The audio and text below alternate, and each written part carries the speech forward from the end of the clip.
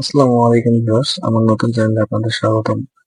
আজকে আমি আপনাদের দেখাবো কিভাবে ক্যাপকাট দিয়ে ভিডিওর মধ্যে সাবজেক্ট ব্লার করবেন। তো চলুন কথা না বাড়িয়ে আজকের মূল ভিডিওটি শুরু করা যাক।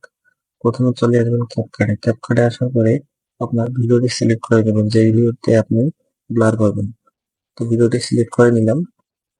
নেওয়ার পরে এখানে ট্যাপ করে ধরবেন, ধরার পরে ইফেক্টে চলে আসবেন। ইফেক্টে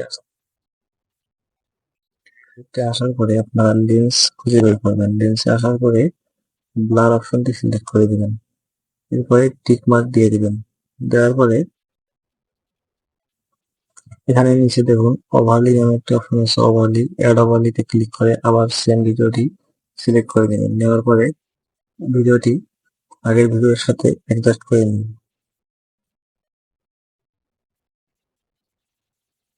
এখন দেখুন অ্যাডজাস্ট করার পরে নিচের ভিডিওটি সিলেক্ট করে নিবেন। নেওয়ার পরে একবারে কর্নারে চলে যাবেন, শেষের অপশনে চলে আসার পরে এখানে দেখবেন মার্কস নামে একটা অপশন আছে, মার্কসে ক্লিক করবেন।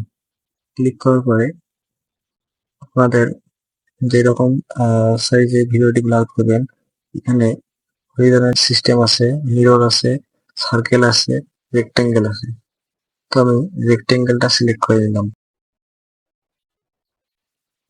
এখন দেখুন রেক্টেঙ্গেলটা সিলেক্ট করার পরে এখানে ইনভার্ট অপশন আছে। ইনভার্ট অপশনে ক্লিক করলেই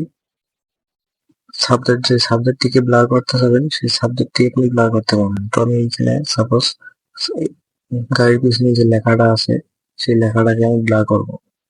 একটা নাম্বার দেওয়া আছে গাড়ির পিছনে, তো সেই লেখাটার সঙ্গে রাখার পরে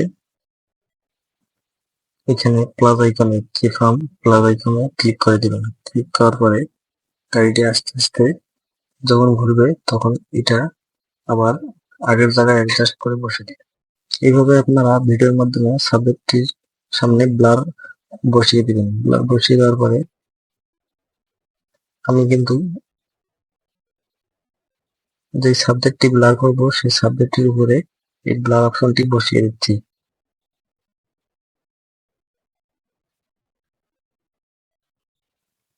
তো আপনারা এইভাবে যে সাবজেক্টের উপর ব্লার করবেন সেই সাবজেক্টে ধরে সাবজেক্টটিকে ব্লার করে নিতে পারবেন।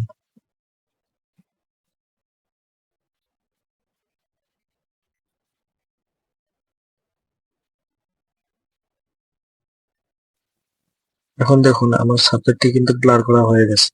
আপনারা দেখুন আমার সাবজেক্টটা ব্লার করা হয়ে গেছে। তো এইভাবে আপনারা চাইলে কিন্তু আপনাদের ক্যাপকাট অ্যাপ দিয়ে সাবজেক্টটিকে ব্লার করে নিতে পারেন।